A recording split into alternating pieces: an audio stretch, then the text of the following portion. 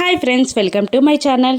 గగన్ భూమి ఇద్దరు పానీపూరి బండి దగ్గర ఆగుతారు. ఇక ఆ పానీపూరి బండి అతను పానీపూరిని ప్రిపేర్ చేసి భూమికి ఇస్తూ ఉండగా గగన్ ఫోన్లో మాట్లాడుతూ ఉంటాడు. పాపం భూమి పానీపూరి ఎలా తినాలో తెలియక అవస్థ పడుతూ ఉండగా ఇక గగన్ ఆ కాల్ని కట్ చేసి భూమిని అను అంటూ తనే స్వయంగా భూమికి పానీపూరిని తినిపిస్తూ ఉంటాడు. ఇక భూమి మాత్రం ప్రేమగా గగన్ని చూస్తూ ఆ పానీపూరిని ఎంజాయ్ చేస్తూ ఉంటుంది. దూరం నుండి నక్షత్ర అపూర్వ కూతురు వీళ్ళిద్దరిని గమనిస్తూనే ఉంటుంది.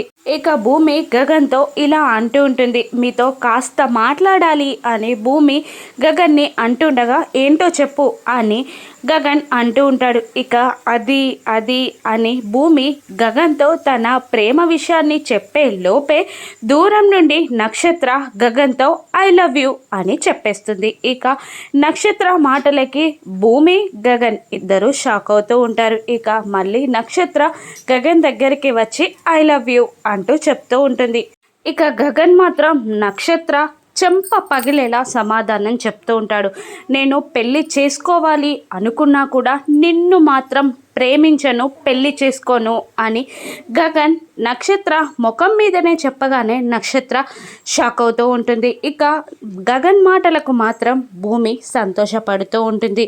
నక్షత్ర అలాగే గగన్ని చూస్తుండగా నేనెందుకు నిన్ను పెళ్లి చేసుకోనో తెలుసా, నువ్వు ఆ శరత్ చంద్ర కూతురువి కాబట్టి అని గగన్ అనేస్తాడు. ఇక ఆ మాటతో భూమి కూడా షాక్ అవుతుంది.